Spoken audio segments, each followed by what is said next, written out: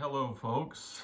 Pastor Jack Unplugged again here, and well, here we are back in week 2. Hopefully, you haven't run out of your groceries yet or eaten up all your quarantine food, though that is a temptation, even when you're just staying at home to work. This thing has presented all of us different levels of tribulation, right? There's one area in particular of tribulation I'll say that I did not see, and that is being on camera. How that was actually going to be a tribulation to me. I don't like it. I don't. It's uncomfortable to me.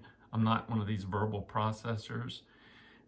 It's just yet another way that God is keeping me dependent. And I'm sure, that's such a trite thing, but I'm sure for most of you, there's also some ways that God has you in an uncomfortable position right now. Some of them might be kind of light, like what I was just talking about. Others might be actually pretty heavy. They did this construction work on my road this past week, and it's kind of ironic. They put this huge sign up in my yard. This is it.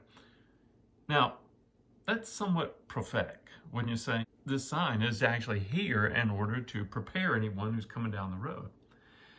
I don't know if you guys realize it or not, but God has put up this sign at our church for some time. Many of us didn't even know it.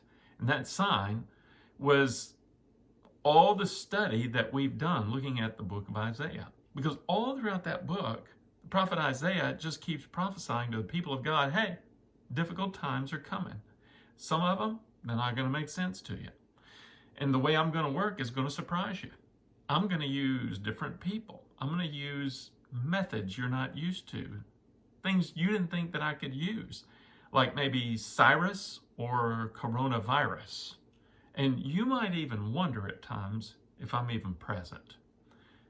Well, since May, God has given us, Blue Ridge Bible Church, a message to prepare us for just such a time as this. Isaiah 26:3 says, the steadfast of mind you will keep in perfect peace because he trusts in you. We looked at Isaiah's consolation. Comfort my people. And then, of course, Isaiah 41:10, which I know many of us are familiar with. Do not fear, for I'm with you. Do not be anxious, for I'm your God. I will strengthen you. Surely I will help you. Surely I will uphold you with my righteous right hand. Or then in particular, Isaiah 41:13, where he said, I am the Lord your God, who upholds your right hand, who says to you, don't fear, I'll help you. And remember how we said that the right hand was the hand of power. And what God was saying there is our right hand and the power we had would actually be him being in our right hand. And his right hand would be a sword that goes out to fight on our behalf.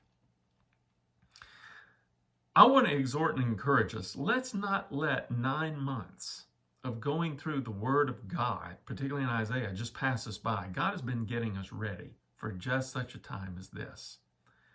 And I know there's a lot of noise out there. There's the social media, and it can drown out, really, how God has us ready for this time.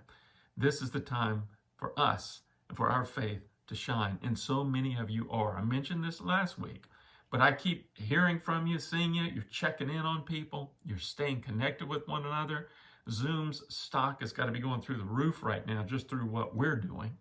You are being deliberate to communicate with one another and to look out for one another.